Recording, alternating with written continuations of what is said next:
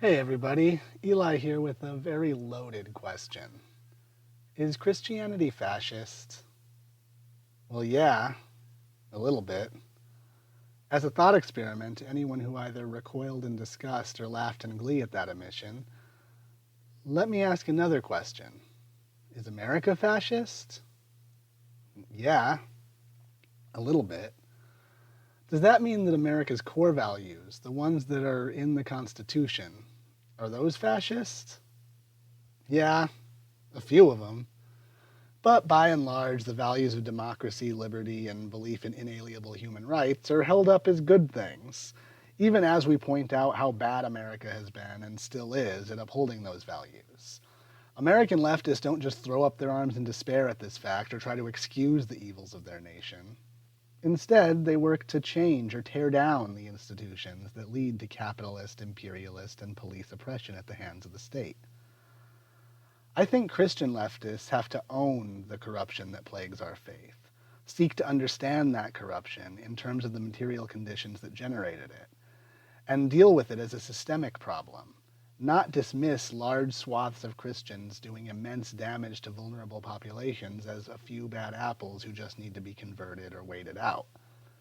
What is going to follow over the next few weeks is a series of videos that intend to help in doing just that, to figure out why so many expressions of modern Christianity are fascist, by exploring how, throughout the ages, the faith has been co-opted by capital and the state to turn populations against their own interests, and against the core values of their faith.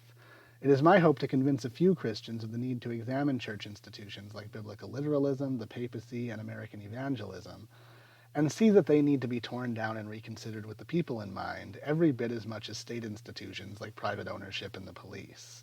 It is also my hope to convince a few non-Christian leftists who may dismiss leftist Christians as crypto-fash or deluded, that there is something much more nefarious at the core of modern Christian fascism than a few bad beliefs. Capital. It was something of a toss-up whether I should start with the Catholic Church or the American Evangelical movement, as the worst of both are pretty terrifying. But I decided to start with the evangelical movement since I'm an American and I felt it would be an easier subject to jump into.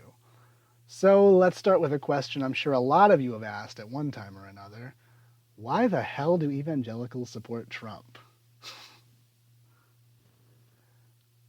Okay, I'm sorry about that. See, as I'm filming this, my girlfriend, a black evangelical Christian, is staring at me like I've lost my mind. So let me rephrase this a little bit. Why do white evangelicals support Trump? See, this is a very important distinction, because when you look at the numbers, you see that the two groups tend to vote very, very differently. This is something you probably already knew, but why do you think this is? When you see reports by the mainstream media, they always make it seem like abortion is the big issue that has evangelicals chomping at the bit to support a fascist shithead. They are anti-abortion. Well, where else would they have to go right now from the presidential race? There's not another pro-life candidate in the race. I don't really care that much about the economy and things like that. I voted for Trump because he stands for life. From his lips to the hearts of those who see Trump as the only pro-life presidential candidate who can deliver. Here's the thing, though.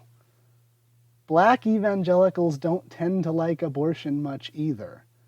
Why do we see such a huge difference in voting tendencies between black and white evangelicals if abortion is the issue they're lining up behind? Any guesses? If you guessed racism, then you win the Eli Collins No Prize for today. To get to the heart of this, we have to go back to the very early days of that MAGA movement that birthed our uprising of rabid American evangelicals. No, not that one. This one. We can, and so help us God, we will make America great again. See, Reagan wasn't the first evangelical president. That honor goes to Jimmy Carter. Reagan wasn't even evangelical, but he was the first president to mobilize the evangelical movement as a voting bloc.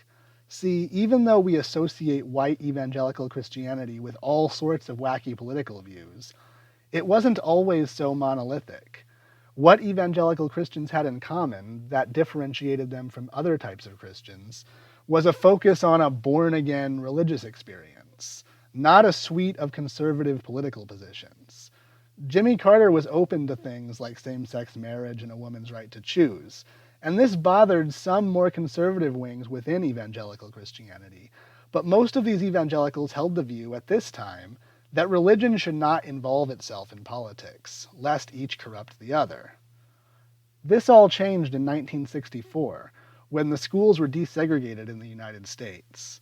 White churches throughout the South began to fund the formation of private whites-only schools meant to get around the desegregation laws. There were some counties in the South where there were literally 0 white children in the public school system. The government responded by threatening to remove tax-exempt status from schools that refused to comply with integration. In this environment of racist shitheadery arose our dream team of evangelical hate: Paul Weyrich, Jerry Falwell, and Ronald Reagan. Both Weyrich and Reagan were, at this time, involved in the campaign of presidential candidate Barry Goldwater, a man who MLK described as, while not himself a racist, a supporter of policies that give aid and comfort to racists. While Reagan was mostly pushing anti-communist messages at this time and hadn't yet begun to eyeball the evangelical movement yet, Weyrich was already hard at work on this stubborn voting bloc. He said, I tried everything to get them involved in politics. I tried the abortion issue, I tried the women's rights issue, I tried pornography. Nothing got their attention, that is, the attention of evangelical leaders, until the IRS began to pursue the tax exemption of racially segregated schools. The religious liberty angle that Weyrich used to promote segregationist policies could easily be exported to anti-communist policies, anti-LGBTQ policies, and so on. And by the time the 1970s rolled around, his strategy had gotten the attention of bigwigs like Jerry Falwell.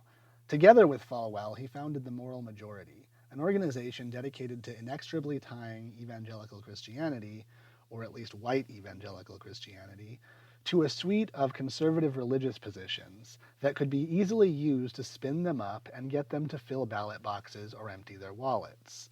Around this time, you see some interesting things starting to happen.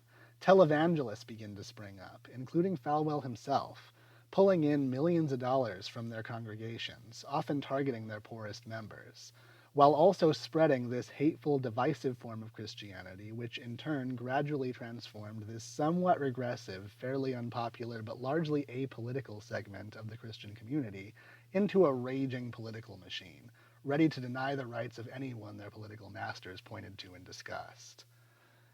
It was this incarnation of the white evangelical movement that elected Ronald Reagan in 1980. Reagan was not an evangelical. He was a far-right political animal who cared more about fighting the commies and fighting free health care than about any religious convictions. But he supported harsh drug laws and regressive immigration policies. He supported jingoistic nationalism and racist housing practices. He opposed LGBTQ rights, and he was pro-choice. Weyrich handed him the playbook, told him all the little buzzwords he'd spent a decade drilling into his brainwashed little fundamentalist cult. And old Ronald, like our own shitty orange version Donald, cynically spat out his trigger phrases to the crowd, awakening his frothing sleeper cells to rush to action and take control of the public discourse. And it worked beautifully. The white American evangelical movement bears no resemblance to the revolutionary religion of Jesus. It is a state cult, a fascist wing of the Republican Party that can be mobilized with devastating effectiveness. If any Christian leftists out there are part of a church that claims membership in this movement or espouses its regressive political beliefs, challenge your church, force it to change, and if it won't change, educate your fellow Christians and try to rip as many followers away from this hateful form of religious expression as possible. If you are an evangelical who thinks that your religion and your politics really do go hand in hand, ask yourself how Jesus reacted when he saw capitalist institutions trying to invade his religious spaces. All right, so you know what to do. Hit the bell and the buttons and the things and the stuff and all those YouTube-y things you're supposed to do. And now I'm on the Twitters and the Reddits and the Discords and all that stuff too, so you can find that in the description if you care. Good night and God bless.